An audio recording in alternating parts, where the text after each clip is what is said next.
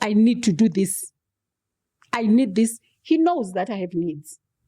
He knows that he's good, because there's one thing I hate. I know that he works hard and I don't want to see him break because he needs to support me. So I never really call men trash. But also, I wouldn't say those that are calling men trash, they are wrong. Can't compromise my peace and sanity, because if there's no money in the house, there's no peace. I'm not going to think well.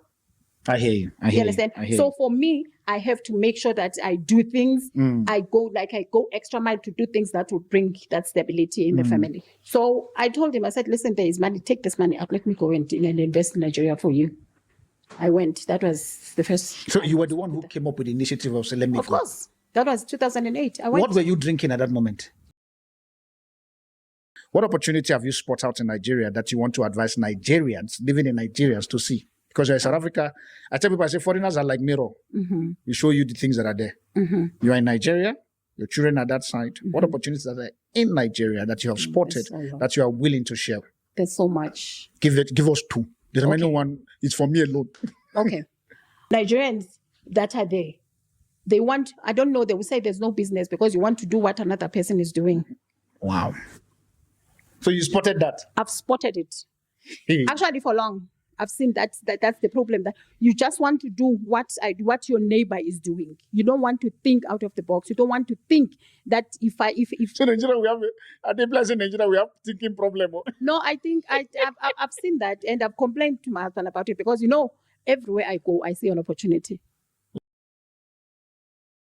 Where's the place of women getting a skill, especially on the context of marriage, getting a skill to be able to support the marriage, number one, and number two, how important in having a vision for your marriage is business, because this is when I want to get into the whole place of borders and stereotyping. How do you deal with leaving South Africa to go to Nigeria, which is a huge border difference, and the stereotype that you had to deal with in Nigeria? How did you navigate it? Leaving South Africa, going to Nigeria to do what we have been doing actually here, but I needed to do more in that side because my husband. For me, it was not really a big deal, and people accepted me. Ask him if there is a time that he caught me sneaking, checking his phone or something. I don't do it. There's no need. He's not hiding his phone from me that I can't. But for me, out of respect, I don't do it. I don't go through my husband's phone, not because I'm scared of anything. It's just the way I am. And that makes him. Where is your generation in our generation? Because I don't know what to say again. And that makes him free. You understand? I go with him, his phone will ring, he say, babe, call, answer that call. A message will come in, he will say, babe, please check who's sending me the message. What happened between your generation to my generation? Like, I'm trying to understand, what happened? I don't know. I don't know. It's, I think... When you met your husband, knowing too well that he was a Nigerian, he is in Nigeria. What was going through your mind, knowing too well that you are beginning to develop feelings? I'm not talking about marriage at the early stage. Develop feelings for a Nigerian guy. What was playing through your mind? Actually, I did not want to marry a Nigerian man. Oh, welcome to the club. High five. Hello, my AfriOne family. I'm so excited today to be on your screen, wherever you're watching it from. I want to say thank you. And also to the followers and the subscribers, I want to say thank you to you all and to my beautiful guests who have graced me in this 1 year sitting on this very particular platform. I want to say thank you under the umbrella of AfriOne Show. So today, quickly, I'm here to just talk to you about two new products that we have released. One of them is known as the AfriOne Property. Can't blame me. I like my AfriOne network. And the second one is known as AfriOne Invest. And the first one, AfriOne Property, and the second one, AfriOne Invest. I want to encourage you, please. Are you a property owner, or maybe you're an agent, or you are a startup and you're looking for a platform for you to be able to put your properties? I want to encourage you, please, now go visit property.afrione.africa for you to get registered and also for you to start listing. You never can tell. You might be sitting with me here on this very particular table as we're going to be talking about all things property. And also on the second side of things, for those of you who are business people, you are intending to start your own business and you want to check how the market is, you want to see if your ideas are going to fly, or maybe for you, you are literally at a stage where you need to scale, but you need funding. with AfriOne Invest. It's a crowdfunding platform where people come and put their ideas and put their stuff with a possibility of either giving an equity out or probably a stake, or maybe you're looking for a partner or just a seed investor, or maybe for you just want to crowdfund people who just like your idea, just want to give you seed for you to be able to run your business. I want to encourage you also, please visit invest.afrione.africa. Invest.afrione.africa. I look forward also for me to sit with you all, either on the property side, on the business side, which is the invest side, for us to just talk about all things property and all things business. Thank you so much. Please explore this very particular website and tell us what is your experience. And definitely we're trying as much as possible for us to get all kinds of different stakeholders within the property space and also within the investment space. So if you're watching me currently and you know that you're a professional in any of this very particular field that I have mentioned right now, why don't you hit us on an email? The email is currently available on the screen, and let's get talking. You never can tell. Your idea, your skill, your coaching and your mentorship program might help somebody to be the next business tycoon in Africa. I'll see you on the flip side in you making money with us. Bye for now. Thank you. Welcome again to another exciting episode. I'm sitting here live from Johannesburg, South Africa, Roodepoort to be precise. I remain your host, the Afropolitan Apostle, known as Darlington Steve, and I'm sitting with a beautiful woman. I think one of the things that drew my interest to her was her humility and her ability to adapt. I think it was that. And permit me not to mention church name. I have reasons why I don't do that, especially when it comes to the show. The church that we once attended together, and I could see the way she balanced life with the husband, but I was observing, I wasn't saying anything. I kept quiet until when I reached out and we started talking. I could see some certain narratives that she was pushing. And I said, no, it is good for me to bring her understanding this, that she's a South African, married to a Nigerian. And for those of you who watched the previous episode, for almost 27 years, and they've been together strong, blessed with 5 kids. One of the things that I need to ask this woman, I don't understand how she survived Nigeria. I was told, for you guys who watched the previous episode, if you've not watched it, please go and watch the previous episode with the husband, and how she was the one who advised the husband, I will go. And other South Africans don't say that. I'm sorry. I didn't say all. I say average. Do not come up with such idea to say, I will go. Before we get into the conversation, let's get to understand who is sitting by my side. Nokuzola. Nokuzola. Funny enough, you need to fight me because I'm your direct in-law, and yet I couldn't pronounce it. We are both from the Kosa nation. That's how we call it. If you're angry, go and marry Kosa. Yes. How are you doing, and welcome to AfriOne Show. Thank you so much. Now, that's how we do in South Africa. We shake. Yes, Nigeria, if I try this now, they will kill me. No, we shake here. No, we shake in South Africa. Yes. In Nigeria, we don't. The only reason I shake your husband is because I know that he's here. He has also adjusted his mind. No. Otherwise, I would not have dared. I'll leave him alone. Like, before they say I've lost my... But thank you for coming to AfriOne Show. Thank you so much. And how's it been? Hope the drive was not too far. No, it's not very far. Okay. At least it took us 39 to 40 minutes. 39 to 40 minutes. Yeah. Okay. Come over here. Now that you're AfriOne Show, who are we talking to? Please, can you introduce yourself to the viewers and also what you do as we begin our show now? Okay. Hi, everyone. My name is Nokuzola Joy Ofoegbu. Born, bred, raised from the Eastern Cape in a small town of Butterworth that is between East London and Mthatha.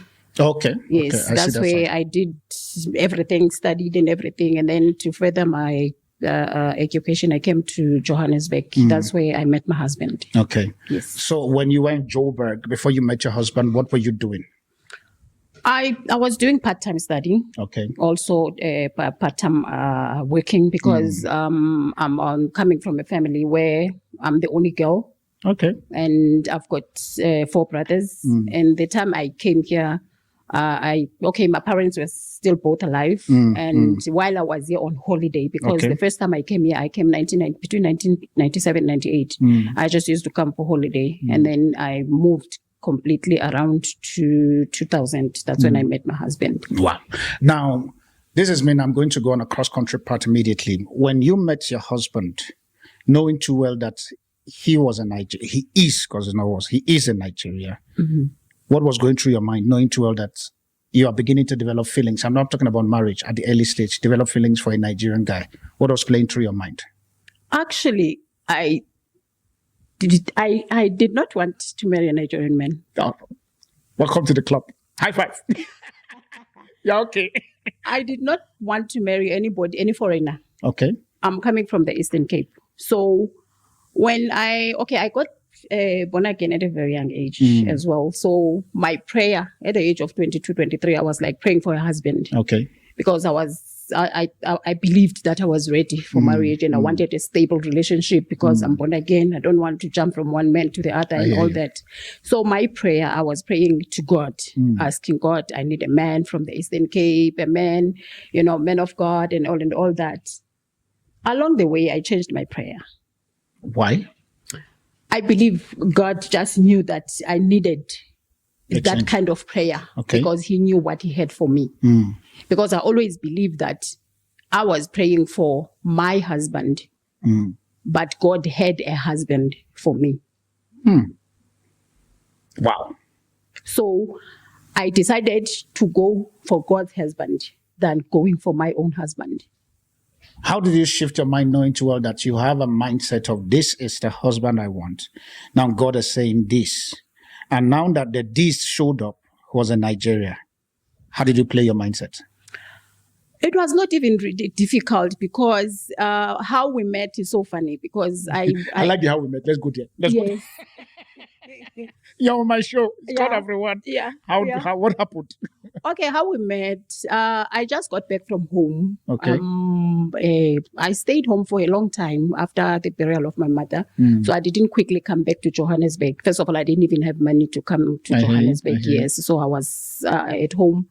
So one time, the people that I know, they were traveling to Johannesburg. Then they just approached me like a day before they are traveling.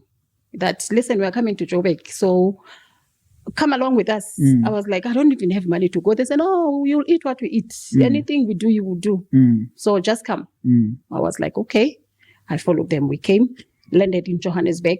A week I was here. Nobody saw me. Nobody, I didn't even have a phone to call people to say, okay, I'm in Johannesburg now, this and that. So I was in my house one Saturday afternoon. Two ladies that we used to go to church together, they just visited, randomly. I didn't tell them that I was in the house at that time. They just came.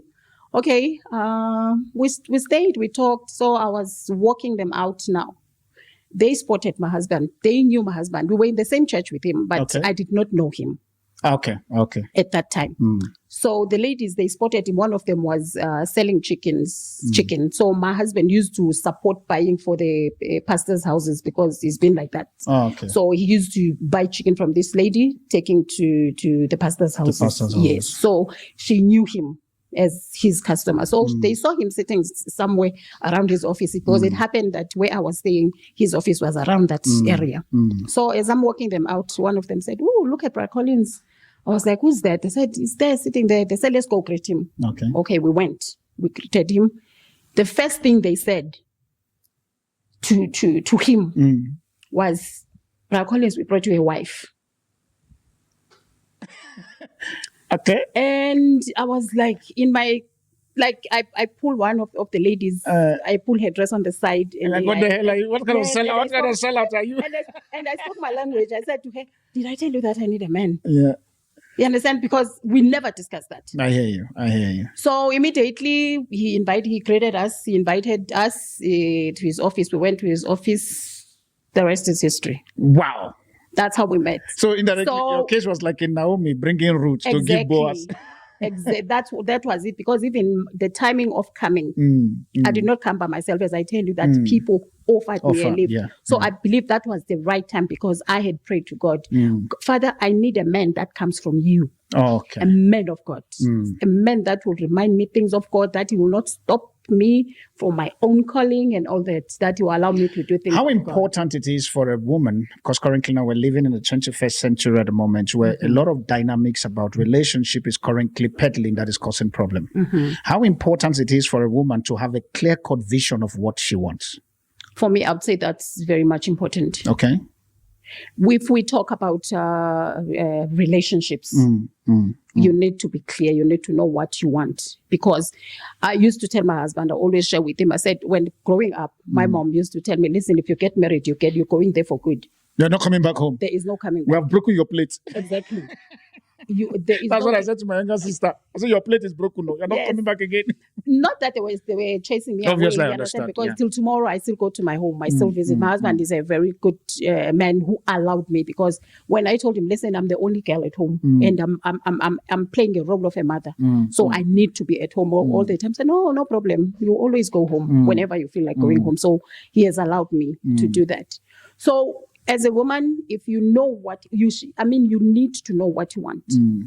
But there's this narrative around men are trash, men are dog, men are this, men are that. And it is, whether we like it or not, it is affecting our young girls at the moment. What do you want to say regarding to that very particular negative narrative concerning the men? I've never actually said that I've never called men trash. You're married now, Number obviously. one. No, even when I wasn't married. Because why? I had a father. Okay. My father, he was a very good man. Yeah. I would never say men are trash, because my father was never that kind of a man. My father was a providing man, was a family man. We believed in family. My father would come. I used to tell my husband, I said, when we talk, sometimes he would just jokingly say, what if I was one of those men that I would depend on you as a woman? I'm like, I would have left you. I would have left you a long time ago, because I was raised in a family where a man played the role of a father. My father played the role of a father very well. He was a practicing father. In front of us. That's what your husband said. So yes. So I said, for me to come to you and you are this practicing father, I'm not surprised. It's not something new to me, because my father was like that. So I never really call men trash. But also, I wouldn't say those that are calling men trash, they are wrong. It's all right. It's the experience because women went through a lot. Some are still going through a lot. So if one is calling a man a trash, yes, I may ask, why would you think that? Yes, then maybe they will explain what they explain. But for me, I had brothers. My brothers, they've never abused women. They've never done bad things that would make me to say men are trash. So I was never going to call any man a trash. Okay. Yeah. Now, I think with that being said, let me just position on back to the cross country. When he now, because from what you said, your friends introduced you to him. Yeah. Then all of a sudden, how did you move from knowing that, okay, they've introduced me to him. How did you move from, I have this man that I want, God has given me this man.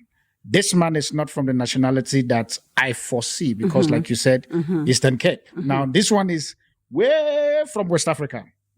How did you now position yourself? And when he now says, I want to marry you, what was happening around your mind at that moment?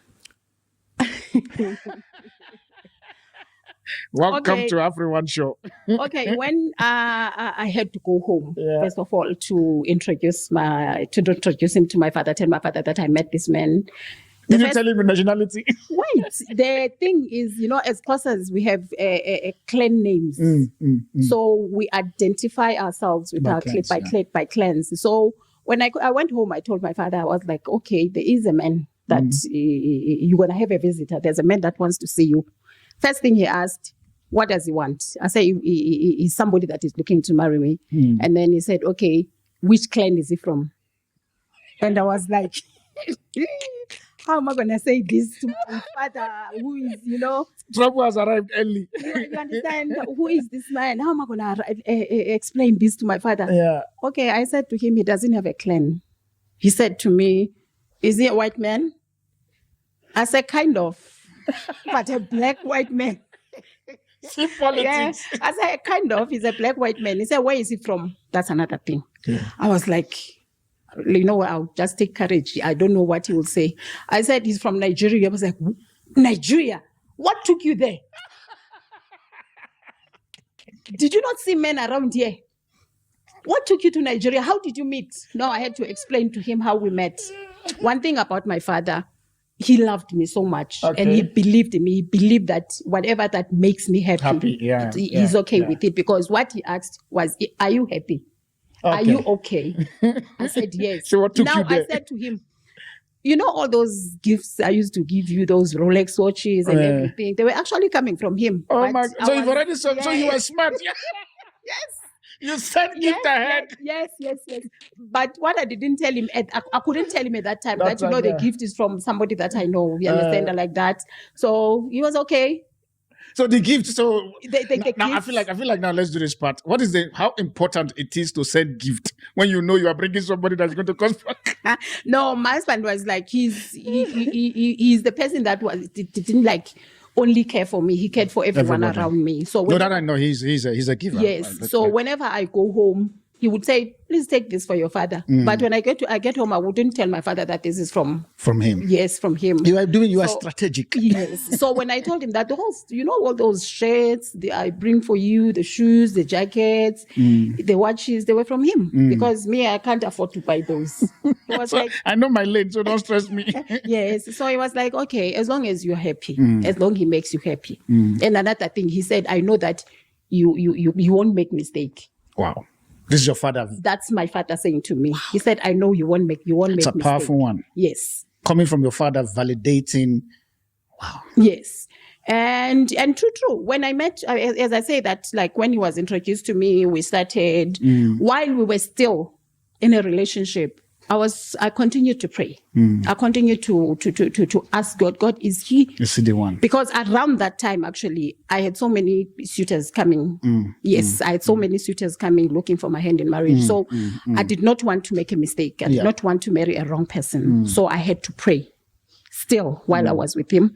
So God gave me a sign. Show me if this man is my husband. True. Around 3 months meeting him, everything, it was clear. I saw my father taking me. I was wearing a wedding dress. My father was waiting. He was waiting, facing that side. Wow. So my father took my hand to him, tapped him, he looked, and it was his face. But I kept quiet. I didn't tell him because I didn't want to be like I'm putting pressure on him that, it's 3 months now. Wow. We know each other. So this is what is happening. I kept quiet, and I encouraged him as well that please, you also need to pray, so that we know that we are not making mistake, because this is, if we go in forever. How important is sensitivity to your significant others when it comes to the context of relationship? I think I asked this question in the sense that you got the revelation that this is your husband. From what you said, that you did not want to say to him because you don't want to feel as if you are putting pressure. Now, that is you being sensitive. Yeah. Now, that is one side. On the other side, again, you said you were sending gifts to your father, coming from him, and yet you did not disclose to your dad at that time until when the time was important. Now, that is you now playing sensitivity and discerning. How important is that in the place of relationship? It's very important. Okay. I'm a very sensitive person. I think before I talk. If I can't say what I know that if you say to me, it's going to hurt me. Okay. If I know be careful what you say, so that I'm you careful. don't. Yes, I think I care a lot. I don't like it when I have to hurt a person by what I say or by what I do. So all my life, if I had to do something, I have to think. If I have to say something, I have to think, how are you going to receive it? How is that person going to receive it? Yes. So when I said that, I said I waited for my husband to also get his own duck on the rope. Yeah. I think after almost a year, we were in a relationship. I now asked him, I said, listen, if you wanted to know me, I think by now you know me. And I think I know you. I don't want a relationship of boyfriend and girlfriend because I'm born again. And I told God, any man that will come to approach me, it's going to be my husband. So if you think that I can't be that wife, tell me now. You are looking for, please let me know so that we don't waste each other's time. So when I said that, he told me, he said, you know what? I think you are ready mentally, physically, spiritually, because I think when you're going to marriage, you need to check those points. Are you ready spiritually? Are you ready physically? Are you ready mentally, all those kind of things, because marriage comes with its own perks. True. You understand? True. So you need to be ready. So that happened. We got married. And as you ask, I am that sensitive till tomorrow. I'm still like that. I'm accommodating. I'm sensitive. I check what I say because I don't want to throw things. Sometimes even if you say something, I keep quiet. If you say something to me that I don't like. Another thing that he noticed was when maybe I got upset, he will call me. I will not. Maybe he will ring me. I think he said it on the previous episode. He said you do silent treatment. He will call me, because not really that I keep quiet because I want to hurt someone. I keep quiet to control myself. Okay. Because I don't want to say something that is going to be regret and feel. I regret, because words are more hurting than anything. So I watch what I do or what I say. When you take him at this moment now, you guys are married. You take him to your circle of influence. When I mean circle of influence, your friends and all of those very particular things. How did they receive him, knowing to others is in Nigeria? One thing with me, I grew up not looking for validation for anybody. How important is that? For me, it's very important. Yeah. For somebody watching you now, because there's a lot of people, we live in this so-called Gen Z world where everything is validation. No. For me, what advice will you give to somebody who is looking for validation, knowing too well that you did not look for validation? I don't till tomorrow. For instance, talk to your ladies. I don't have friends. Okay. I have people I talk to. I have people I get along with. Okay. Because I would say a friend is somebody you go and pour out. Unburden. Yes, unburden. I don't do that.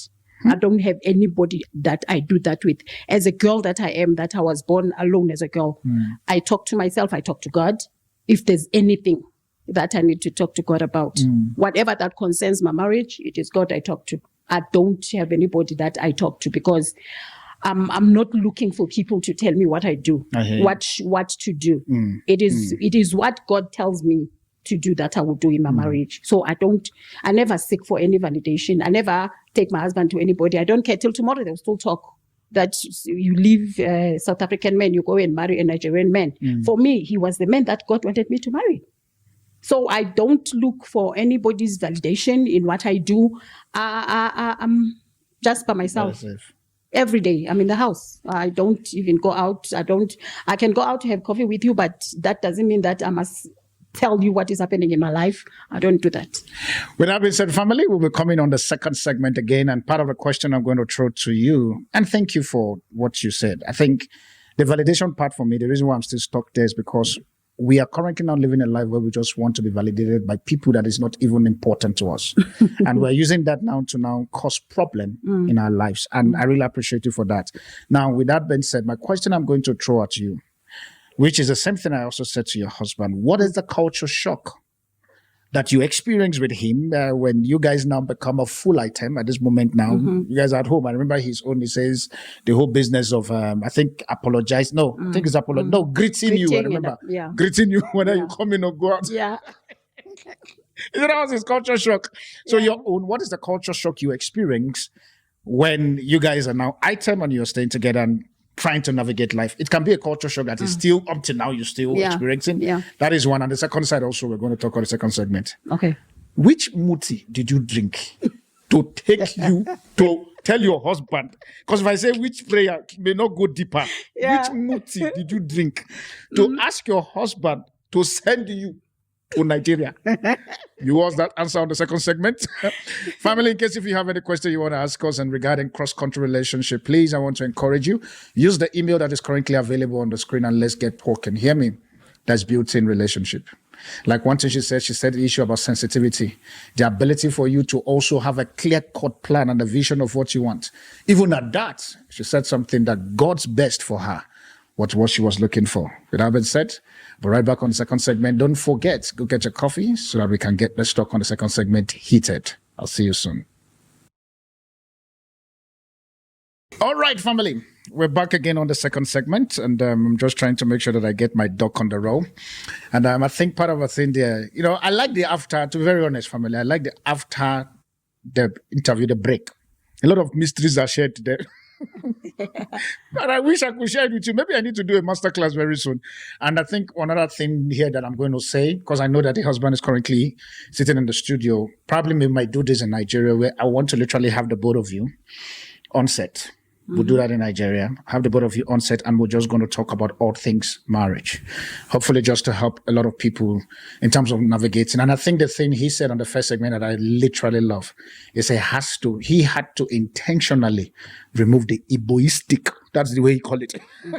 That name stuck, the egoistic mentality, which is very, very important. And please hear me. Marriage, it's workable. And like Mama just said, that there's a lot of compromise and balance you need to put to make sure that you get the right thing and you get it going. If you're currently struggling in your marriage, please and please use the email. We will help you. If I have to find a way of getting them to sit with you, either virtually or live, I'll try my best, because I'm married. And hear me, I'm married to South Africa, going now to 6 years. We have not quarreled. I tell people don't want to believe. I'm like, that's your problem. It's my own. And like they said, I don't need your validation. But I'm telling you, you can literally marry as a cross country and there will be no problem. I'm not saying that there will be no challenges, but I'm saying that there will be no problem that will lead to breakup or divorce. With that being said, we went on a break with the conversations around how did you manage the culture shock? What were the culture shock first that you discovered now that you're with this Nigerian man? Yeah. Interesting. You look as if you have a lot. Okay, let's start. Let me pay attention. Number one. Okay, as I say, like, I'm not somebody he knows. I'm not somebody that you shout at if you want to talk to me, or you want to make your point across. Talk to me like a human being. Talk to me like the way you. You say we Nigerians, we don't talk like human beings. So before, I wouldn't say that you're not human beings, but the way, shouting and all that, we're not used to that. Yeah. So first of all, that was the only, like when he talks to me, I said, calm down. Telling the Nigerian man, calm down. And he learned it. Okay. He learned it. Like, we wouldn't just shout randomly now. He learned that you want to talk to me. Sometimes he would talk up like, who are you talking to? Is it me you're talking to? Then he knows that he's shouting. Then he needs to calm down. And you don't say that with shout. You just action. No. Like, for instance, maybe he would call me on the phone and he doesn't get me on the phone. Baby, I'm calling. Where are you? Why we don't pick your call? Da, da, da, da. When I call him, I don't get him on the phone. I say, babe, I called you, didn't pick your phone. I believe you're busy. Call me when you receive this message. Simple like that. Now he would learn. I tell him that, did you see how I left a message from you? That's how you left a message, because you don't know why I didn't pick your call. Maybe I was not in a good place, or I didn't even hear my phone. He knows I'm like me, I'm just having a phone because of business, everything. I really don't care about phones and everything. Yeah. So it will ring. Okay, you asked me last time, which phone do you want? Because he buys me phone all the time. So I said I wanted his own, the Note something. He said, this phone that is very expensive, you don't even care about phone. What are you going to do with it? I said, probably maybe for pictures or something like that. Yes. So those one of the things. And just small things like time. I'm somebody that I'm very punctual. I don't know. You South Africans. I am. You guys are on time. You guys don't know that thing called African time. No, it drives me crazy. So I was in the choir at church. Yeah. And I was like a mother in the choir, because I was older in the church, and everyone like respected me and, believed in me. And then imagine me coming to the choir late while everyone is there. So he would make me late. I tell him that I don't want that. If you cannot take me to church, because we're using one car then. I said, if you can't, I'll just take a taxi. I know how to go to anywhere around by taxi, because my father didn't pick me and drop me anywhere. So I used taxi. So I would leave you and go. Wow. And it happened. You made sure you do it. I made sure I did it. He came late and I was calling him. He came late. While he was getting inside the house, I was coming out. He called and stopped me. I did not. I took taxi in front of him to church and came back. That was the end of it. He did not. You terminate that lateness. Yes. I didn't want to talk. I didn't want to shout, because I've been talking to him about that. I just went straight to the bus stop, took a taxi straight to church and came back. Even when he wanted to bring me back, I was like, because he did not take me there. I want to know how to show him that I can go there and come back by myself. So I did. That was the end of it. And it didn't cause problem after that. So he was always on time to come. Other thing, or like talking, I was saying the other day, here, if we're sitting on the table, you respect yourself, you eat and finish.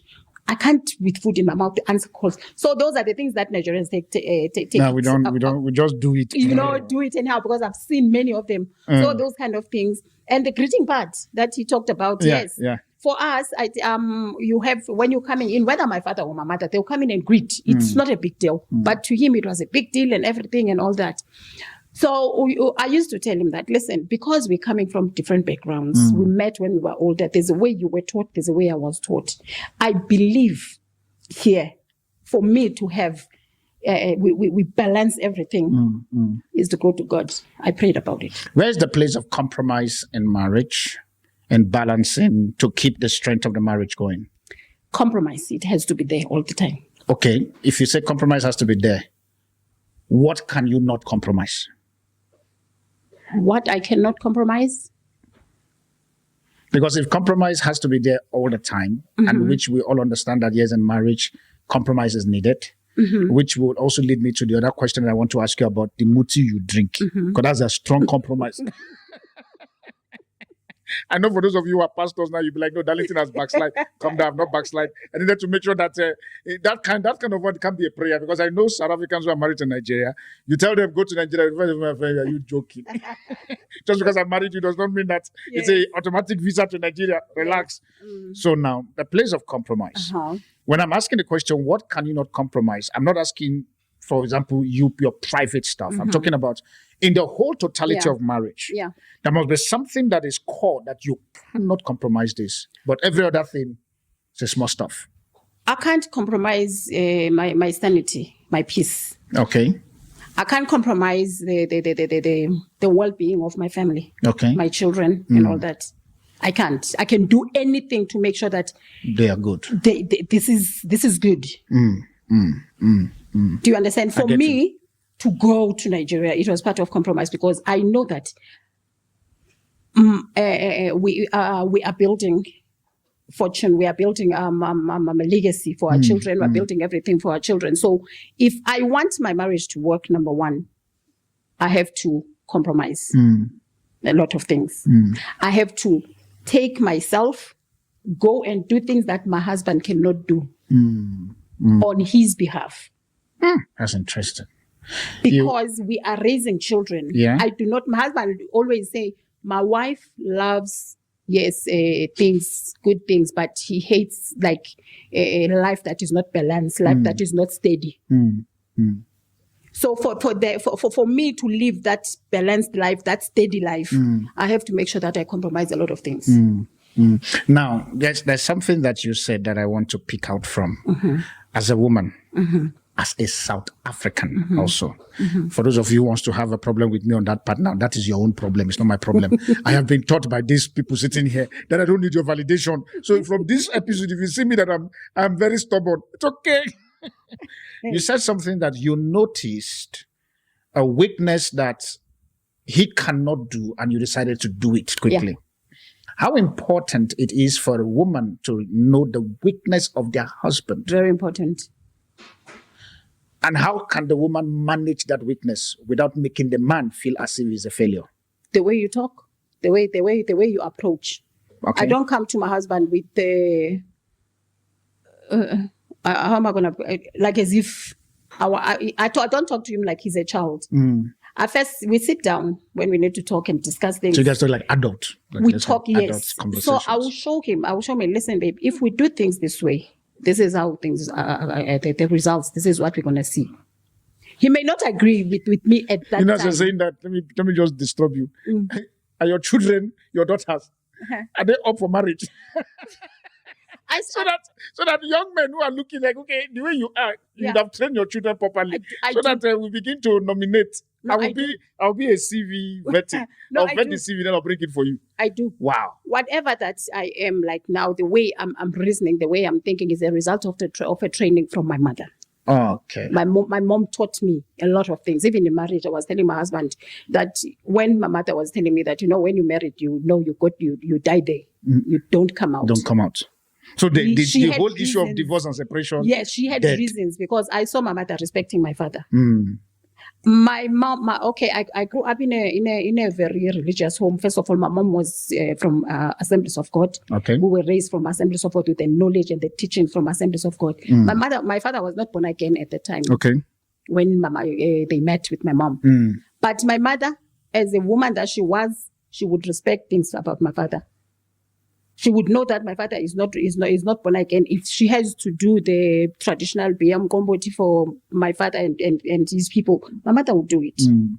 Because she believed that if she do things right, my father would eventually follow. Because for me, it's not about shouting, it's about leading the way. When you do the right thing, everybody will So which follow. means leadership in marriage, from what I'm getting, it's not just from one person. No. Both person has to be able to lead in their own best way. Especially when you see the weak. I think as a couple, you need to see your weak points and your strong points. I think even saying that also must be able to accept that this is my weakness. Yes.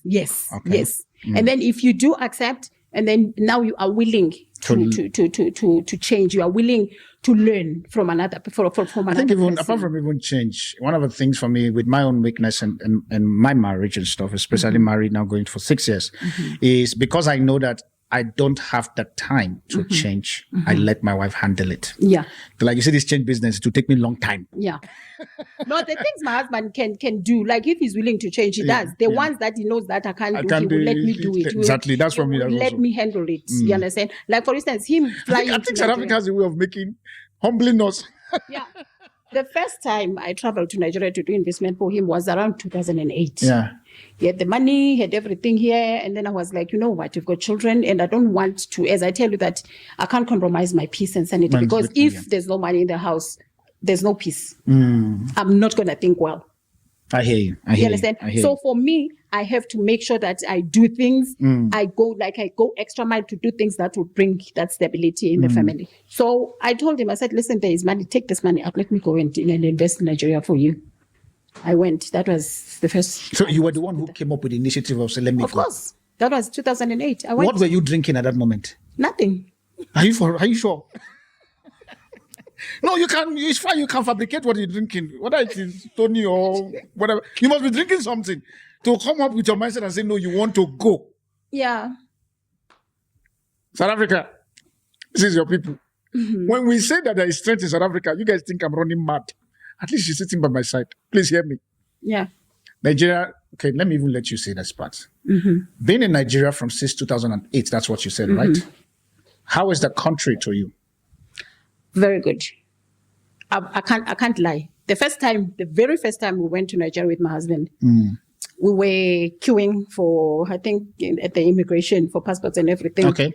So this man came, asked, who are you? Where are you from? I said, I'm from Nigeria. Who's your husband? This is my husband. Just took me straight next to my husband, put me in the front line and left my husband there in the back. That is Nigeria for you. I told you people, you think I'm joking? Took me straight.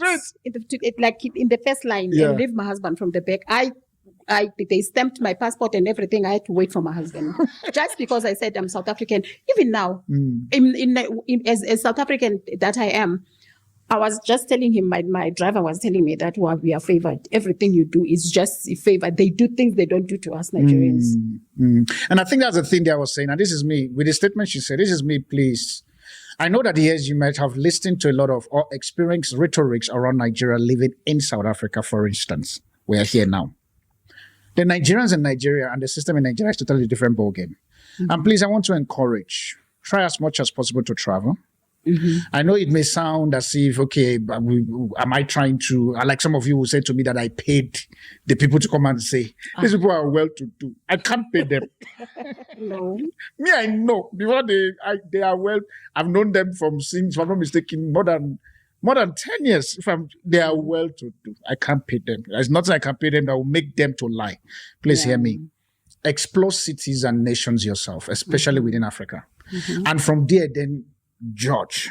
Now, the next question I'm going to then ask you, when you find yourself in Nigeria doing the business, because this is when I want to get into the whole place of borders and stereotyping, how do you deal with leaving South Africa to go to Nigeria, which is a huge border difference, and the stereotype that you had to deal with in Nigeria. How did you navigate it? Leaving South Africa, going to Nigeria to do what we have been doing actually here, but I needed to do more in that side because my husband. For me, it was not really a big deal, and people accepted me. Okay. So if you are from South Africa, you go there, you want to do business. I hear there's a lot of things or like going on social media between Nigeria and South Africa. There's nothing like that. When you are there, you feel safe. People will protect you actually there. They protect you. The moment they hear that you are a South African, because wherever I go, they will always ask, where are you from? Are you from Ghana or South Africa? I'm saying from South Africa. They just want to do things for me. They just want to run things for me.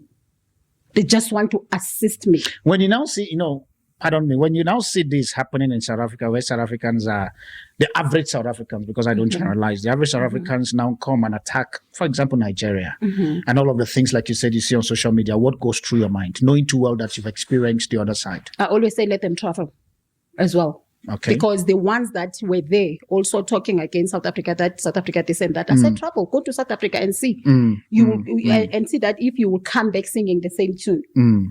I tell you, I was just telling him that even a boy, they live in in one of the estates that we lived in. He's friends with my children. They traveled. They come to South Africa. They just want to make South Africa their home now. Because whatever they heard, it's not what is here. So which means from what I'm gathering, both nationalities, especially if they've not traveled, they have a stereotype against each other. Yes. So the narrative that is currently running in South Africa against Nigeria is because they have not traveled. They've not traveled. One of them told me the other time, I can't come to South Africa because they will kill me. I said, my husband has been there for how many years? And I'm also here for more than 15 years. Yes, I said, if the country wasn't good, my husband wouldn't be there. He wouldn't be staying there.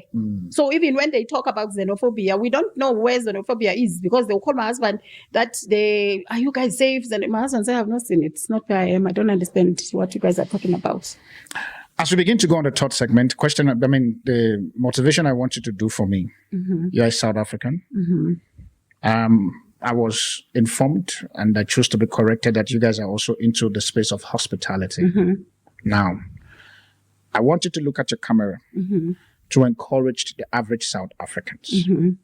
The importance of traveling, number one, and number two, the importance of breaking stereotype. So that we can then begin to have a unified Africa. That's your camera. Your time start now. Okay. I'm always encouraging people, even my children, even my husband. We talk about traveling. Travel.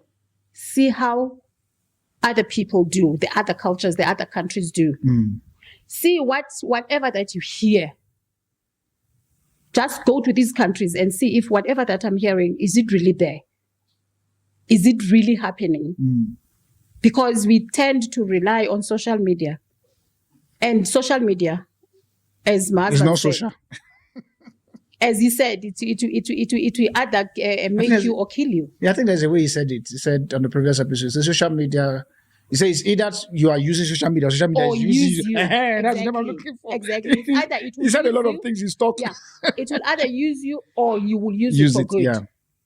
So, and you also choose what you want to listen to. There are things that we don't listen to. There are things we don't listen to. If you hear this, I just scroll. I'll show my husband, said, I scroll, don't listen to this one. I hear you.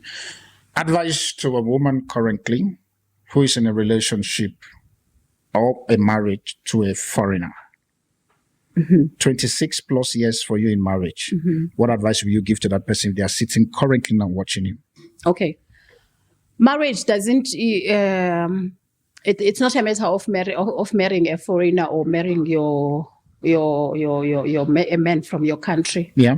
Marriage needs both parties to understand each other, compromise, respect.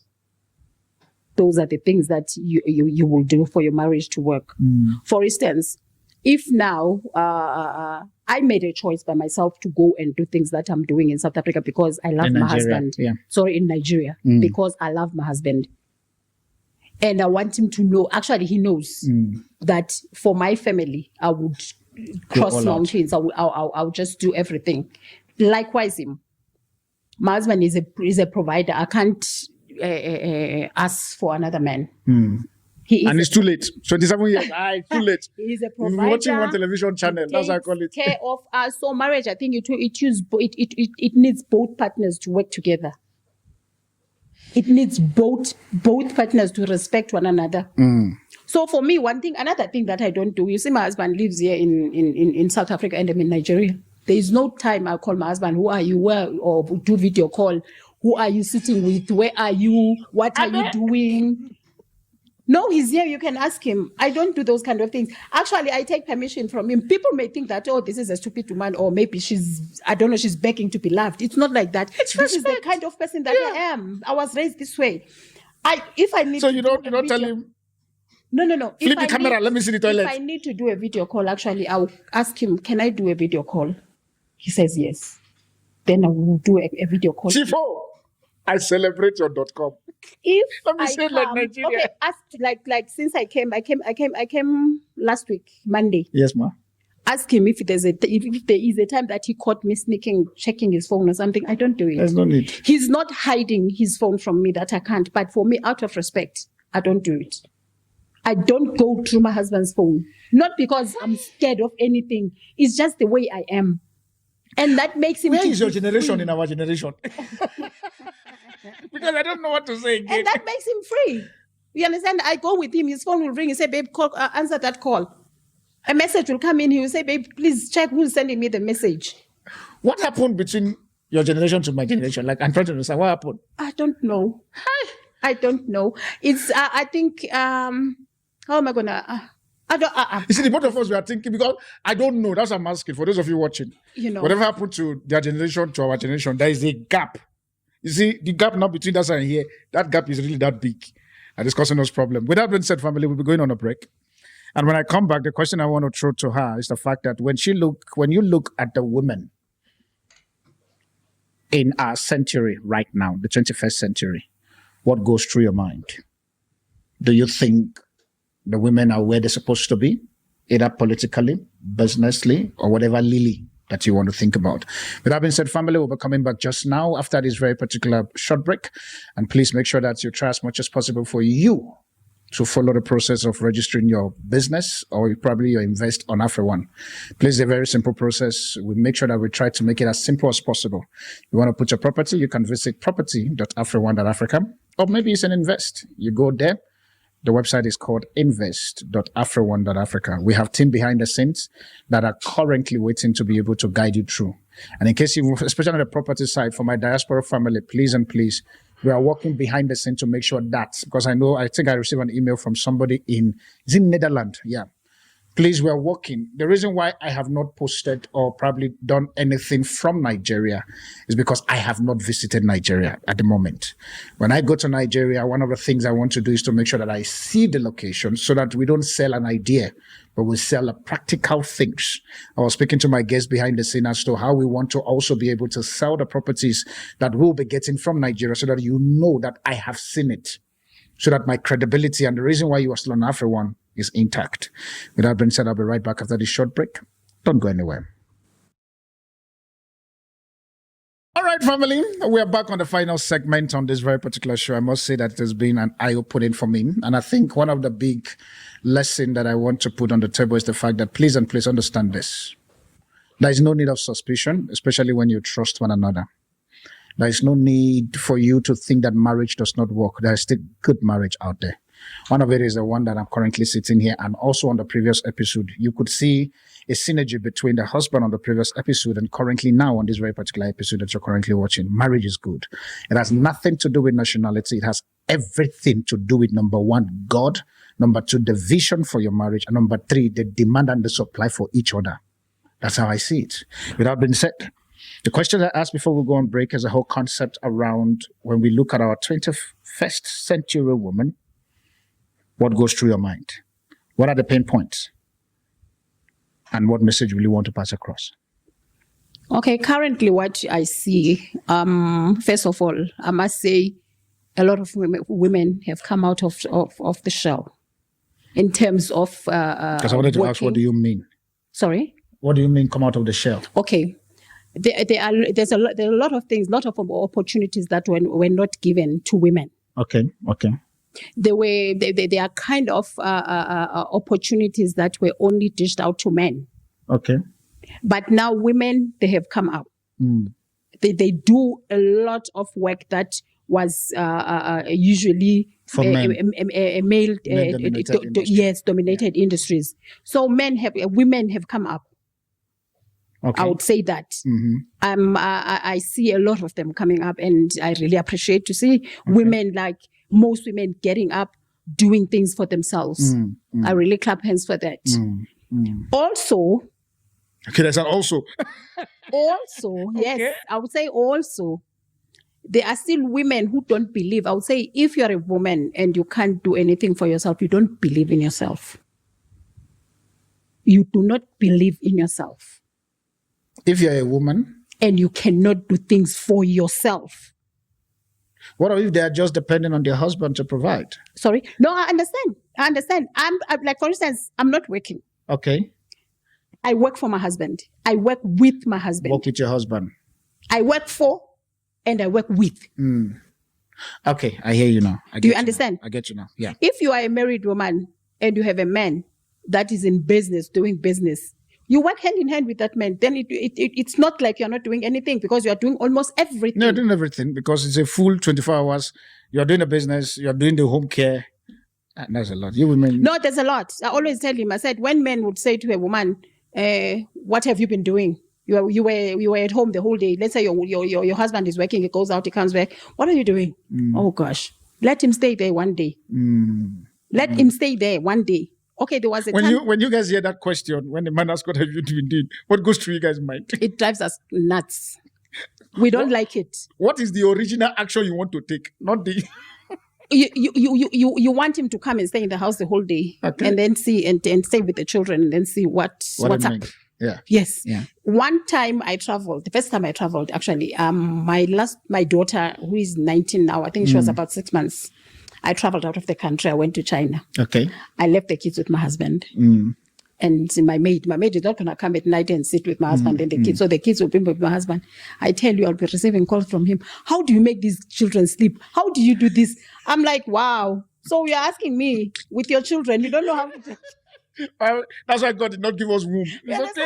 How are you doing this? Now he said to me, no, I respect women because I know that I work hard to do things, but this kind of physical strength that women have, I don't have it, and I can't have it. No, it's a multitasking. We multitask. We know how to do many things at the same time. In one hand, I raise, like for instance, what I used to say is that, okay, as long as it's providing, bring money, I will do everything. I'll go to the children's meetings at school. He won't be there. Okay. I'll go to the sports. He won't be there. I do the homework. Sometimes my kids, they will not tell me about the deadline for the projects, the homework. I'll stay up the whole night making sure that it's done and it's going to be submitted the whole day. He's there sleeping. I'm up sitting here doing these things with the kids. Now that I'm in Nigeria, he doesn't know my kids' schools. He's not been to the states that I've been. And he's in Nigeria. He's a Nigerian. You sure? I travel. When I travel to the states where my kids are in, I'll make a video. The roads that the very bad roads. I'll show him. I said, see where I'm traveling. You've not been here. You say, I clap hands for you. I think maybe what will happen is after the show is over and when you guys get home, try to confirm to check his passport if he's really in Nigeria. So that no, he's like I just want for you to just update your mind. No, he's always saying it. He said, you know what? Because sometimes they will call me, I'm on the road, I'm on the traffic for 4 hours. In Nigeria, I'm on the traffic. You'll be like, I pity for you because I know how it is there. I know how traffic, especially now where we are, they were fixing roads. Also, actually, the whole of Lagos. You will see when you Lagos, yeah. I saw a lot of pictures around fixing. Yeah. Lagos, Ogun State, and Ogun State. Yeah. Because that's where I travel to most times. To my kids are in Ogun State. Okay. So I go to Ogun like back and forth. Yeah. So whenever I go there, when the roads were very bad, I'll send him. I said, look at it. Look where I am. So he respected me. He was like, you know what? I respect what you do. Very important. Because it's what I can't do. I know what I can do as a man, but what you do, I cannot do. Where's the place, because we're on women empowerment place, where's the place of women getting a skill, especially on the context of marriage, getting a skill to be able to support the marriage, number one, and number two, how important in having a vision for your marriage is. I think let's even do the vision for your marriage. How important is in having a vision for your marriage that keeps you guys together? How important is that? You asked about compromise. Yeah. As a wife, we are built to assist. Okay. We are not built to head homes. Let me just go there. Let me top my cap. You have just gone deeper. Yeah. The apostle in me has go deeper. As wives, as women, right from the Bible, we are made to assist our husbands. To like now, to this generation now, we look at it as if it's something that is a taboo. It's a taboo. That's why I'm like, where are you? Do you understand? Yeah? It's not a taboo. Our mothers did. Our fathers worked like far away from home. They leave our mothers back home. How did they survive with small business that they were doing at that time? They have to do something. Sitting at home, doing something that will give you what you want, what food and everything, because you don't always call your husband for everything. It's not a taboo to assist, because we are built to assist, but not to head home. Now, what happens is most men, they would want a woman to head a home. They would want a woman to take a place of most men. Okay, now you see, I adjust my cap now, and the cap is coming back. Of leadership in the house. Being a leader, it is a man's place to lead a home. Yeah. It is a man's place. And okay. Us, we support that man to stay being a leader. That's what you do as a woman. Yeah. Your man must be that leader. Okay. You as a woman, do what you do to support him to stay in that position. Okay. You don't take the position of leadership in the house. But you will hear people who tell you point blank that if I support my husband and my husband get to the top, then all of a sudden my husband then forget that I was the one who was here to build with him. And so because of that, they don't do that. How do you want to answer that question? I don't know the kind of men they married to. That's what I would say. I don't know the kind of men they married to. Okay. A man that fears God, a man that knows his position, he would want to make sure that his wife stays there. He would want to make sure, the wife actually would want to make sure that, you see, my husband, there's nothing, unless I see that it's something that maybe it will bring danger. Anything good, I would want him to do, I would support. One time somebody was telling me, why would you allow your husband to buy cars like these, houses and da-da-da-da-da? That was years ago in Nigeria. I said, listen, that man works hard. Anything he does, even if he wants to dig a hole here, I don't even know the purpose of I'll support him to dig that hole there because he's working hard. Wow. Ask him as he's here. Is there a time? I've been married with him for many years. Is there a time I'll call my husband, I want money? I need to do this. I need this. He knows that I have needs. He knows that he's good, because there's one thing I hate. I know that he works hard and I don't want to see him break because he needs to support me. So you also know where to draw the line. I know where to draw the line. Oh, because I know that he is a hard worker. I know that his pleasure in his life is to see his family happy. So my pleasure is to see him healthy and strong, so that we grow up together. Family, I just finished. I'm drained. The reason why I'm drained, and I'm going to be very honest, you know, this is one of the 100 podcasts you guys can see. Where is the generation of this kind of women in my generation? Please, if you know them, I have a lot of single, good bachelor guys looking for them. I don't know where they are. You guys, if you know them, tag them on this very particular, video, so that we can then be able to do quick, merging, so that we don't stress. Now, with that being said, now, the next question I want to throw at you as our time begins to come to an end is this. You find women who are currently now trying to become the narrative called feminism. where they want to be in par with their husband. They want to compete. If a man can do it, a woman can do it much more better. If they, all those narratives that seek to make men look as if men is a mini devil competing with them, or men is not giving them space for them to shine. How do we draw the line? In the context of marriage. Because I understand that with the corporate place, both men and women, that's why I don't believe in you pay a man 100,000 and a woman is doing the same job, you pay her 50,000, like because she's a woman. No. On the corporate space, if the both of them are doing the same thing, pay them equal salary. But we find that when it comes to the home front, that is this rivalry to say, no, if you can go do it, I also want to do my own too. Oh, wow. And then the mic is yours. What do you want to say?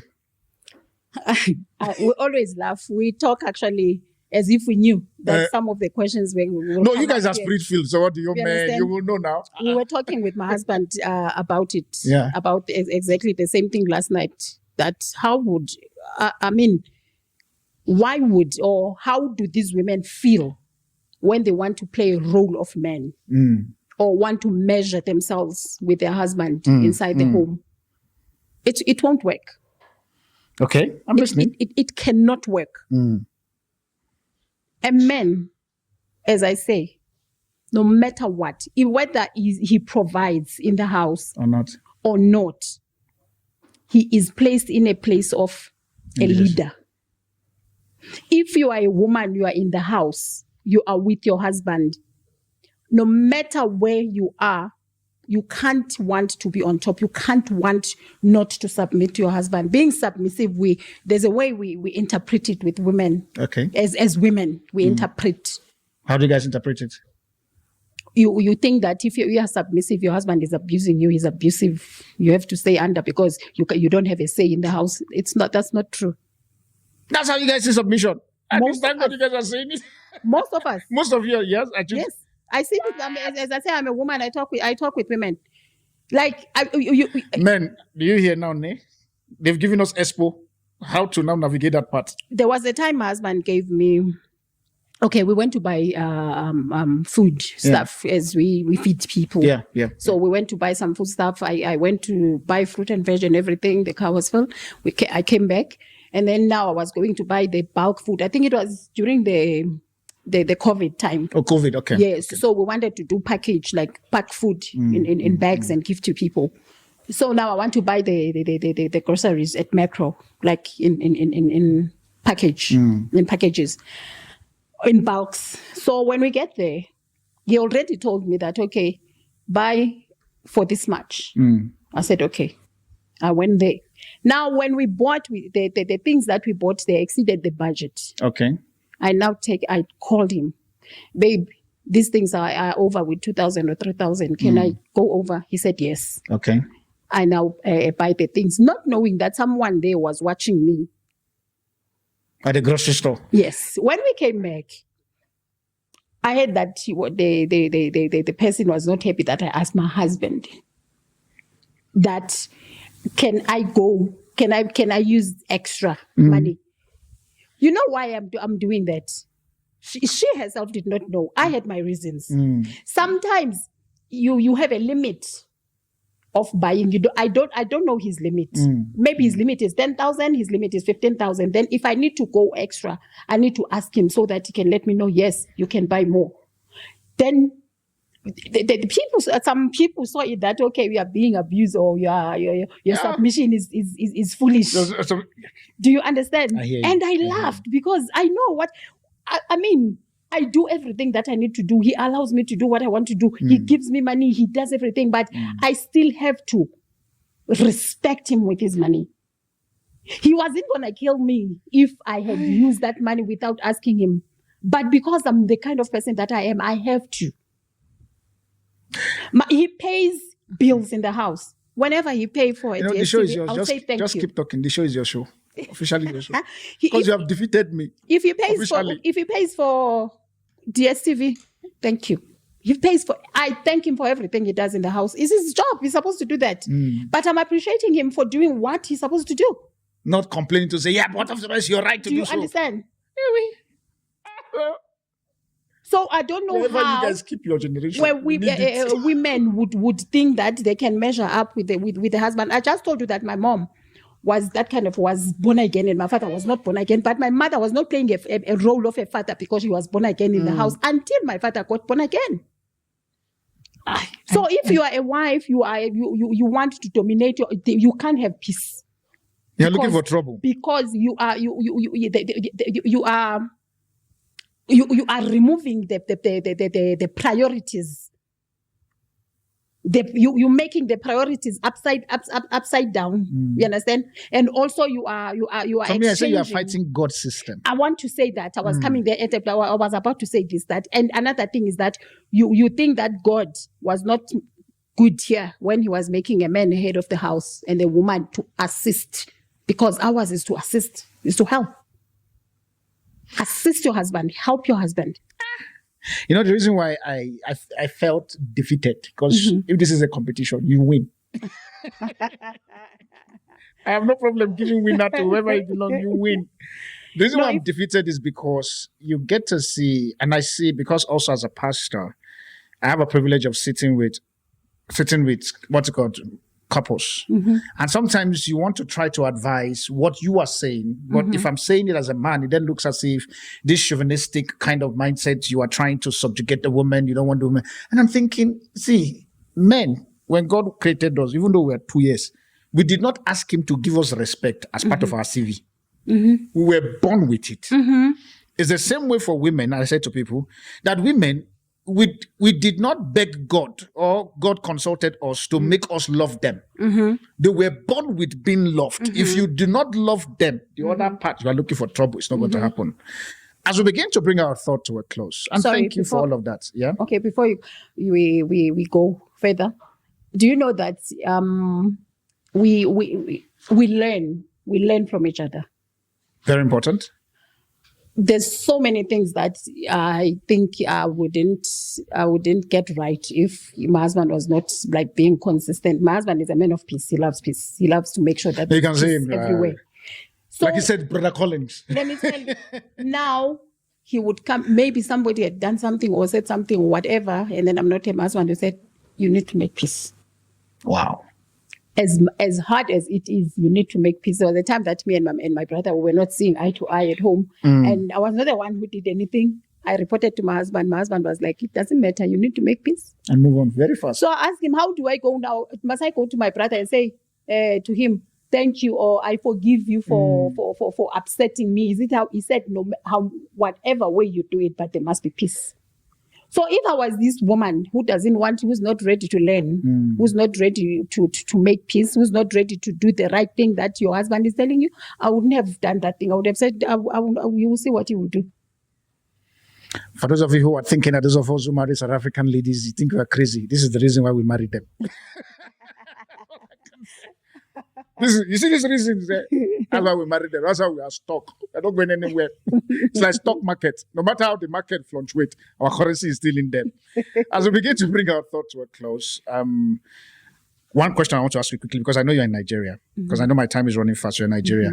What opportunity have you spot out in Nigeria that you want to advise Nigerians, living in Nigerians, to see? Because you're in South Africa.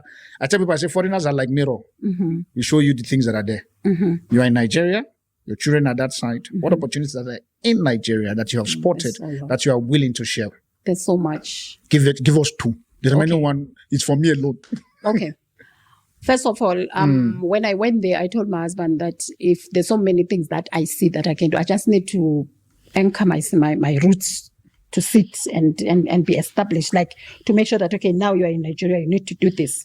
I've seen, okay, in real estate, first of all, me and you, we just discuss things we can do in real estate. We can. Don't go and sell my secret. No, I will not. Let's keep my own. Yes, no, I will not. Okay, you can shoot the other one. Yes. So in real estate, there's a lot of things that can be done. Okay. There's a lot of things that you can bring. I said this long time, even before I moved to Nigeria, I was to tell my husband that in real estate, there are so many things that Nigerians are not doing that we can do. Okay. Okay, for instance, now, okay, another opportunity I was telling my husband, traveling out and buying things outside the countries. Nigerians that are there, They want, I don't know, they will say there's no business because you want to do what another person is doing. Wow. So you spotted that? I've spotted it. Actually, for long.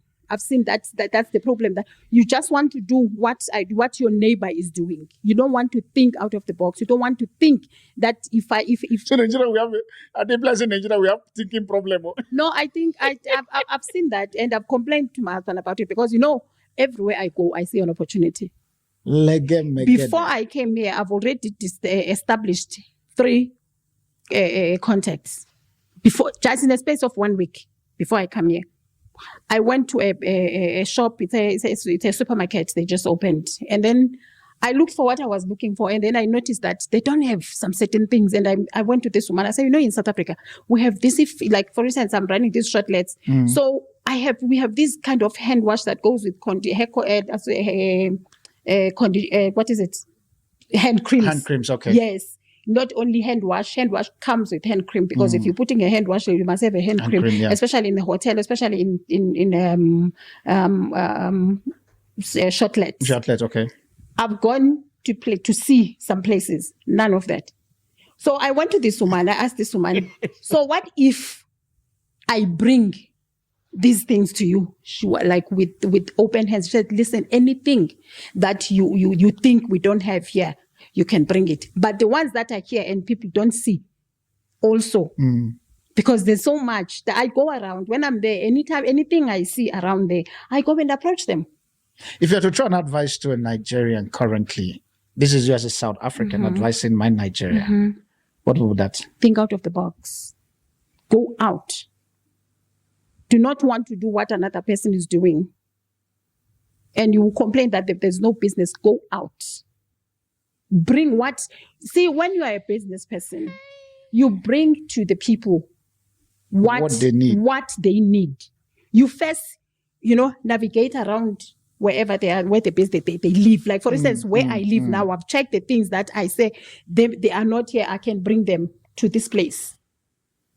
Because not everybody would drive. Okay, let's say I'm in Johannesburg. Now I can't drive to town. I hear you. Somebody will bring that thing from me. And pay. From town. No, you will go and buy and come and sell to me. So you buy that thing for 20 rand and come and sell for me for 100 rand. 100%, yeah. And I will buy it because I can't go to town. True. So bring business to the people. Go around, shop, check wherever you are, check what is lacking and bring it around. Family, at this very particular junction, the part 3 of this episode will be done in Lagos, where husband and wife literally will be sitting on one very particular chair and we'll be bringing all things marriage and all things relationship and business and how to navigate, especially on the Nigerian side. The reason why, for me, I asked the Nigerian part is because, like we're talking behind the scene, the Jakpaism in Nigeria is getting very high and it has become a burden on me. I know when I came into South Africa, Jakpaism wasn't there, to be very honest. I've been here now for 16 years going now. It wasn't there. It was just a thing for me. I was like, okay, let's just travel and let me just go see opportunities outside of. I was still doing my media like this. It was not that Nigerian media here. So I've been consistent and stuff. Now, the thing there for me that is painful with the Nigerian stuff is people are traveling out. I think I remember your husband also saying the same thing. People are traveling out with the same mindset, thinking that going out will be different for them. And until we begin to find a way of how to balance it. And that's the thing that we are doing with AfriOne Invest. To say, please, the ideas that you have, and sometimes for some of you, when we get to Nigeria, for those of you in Nigeria, we're going to put an event together for you to come so that you can sit with us and we can see if your ideas are viable. So that we help you make sure that you become a business person and not copying the nest. This is a South African who has been in Nigeria. She's saying it as she's seen it. This copying business you guys are doing, end it. I think I was saying to Chief and you just now, that Nigerians now, as much as real estate is fast growing, is a big business and stuff, but at the same time, the people who is going to buy that property, we're not empowering them. Everybody's on real estate, 100%, even me, I'm there. That's why it's called AfriOne Property.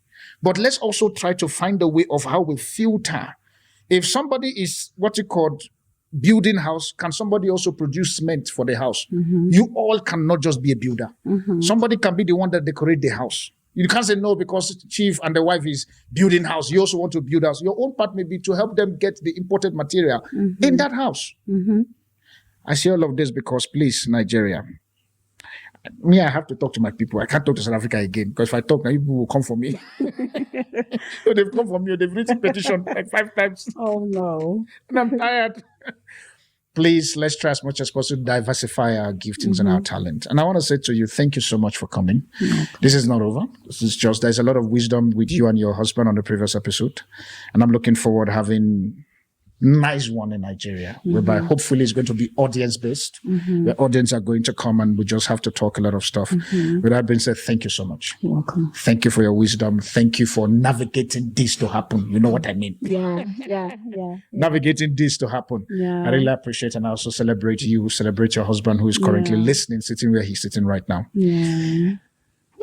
Thank you for having us. I don't even know how to close, but this is powerful. Family, it's a wrap. I'll see you on the subsequent edition. I remain your host, the Afropolitan Apostle, all the way from South Africa, here in Johannesburg. God bless you. Thank you so much. Hello, my AfriOne family. I'm so excited today to be on your screen, wherever you're watching it from. I want to say thank you. And also to the followers and the subscribers, I want to say thank you to you all and to my beautiful guests who have graced me in this 1 year sitting on this very particular platform. I want to say thank you under the umbrella of AfriOne Show. So today, quickly, I'm here to just talk to you about 2 new products that we have released. One of them is known as the AfriOne Property. Can't blame me. I like my AfriOne network. And the second one is known as AfriOne Invest. And the first one, AfriOne Property, and the second one, AfriOne Invest. I want to encourage you, please. Are you a property owner, or maybe you're an agent, or you are a startup and you're looking for a platform for you to be able to put your properties? I want to encourage you, please, now go visit property.afrione.africa for you to get registered and also for you to start listing. You never can tell. You might be sitting with me here on this very particular table as we're going to be talking about all things property. And also on the second side of things, for those of you who are business people, you are intending to start your own business and you want to check how the market is. You want to see if your ideas are going to fly. Or maybe for you, you are literally at a stage where you need to scale, but you need funding. With AfriOne Invest, it's a crowdfunding platform where people come and put their ideas and put your stuff with a possibility of either giving an equity out or probably a stake, or maybe you're looking for a partner or just a seed investor, or maybe for you just want to crowdfund people who just like your idea, just want to give you seed for you to be able to run your business. I want to encourage you also, please visit invest.afrione.africa. Invest.afrione.africa. I look forward also for me to sit with you all, either on the property side, on the business side, which is the invest side, for us to just talk about all things property and all things business. Thank you so much. Please explore this very particular website and tell us what is your experience. And definitely we're trying as much as possible for us to get all kinds of different stakeholders within the property space and also within the investment space. So if you're watching me currently and you know that you're a professional in any of this very particular field that I've mentioned right now, why don't you hit us on an email?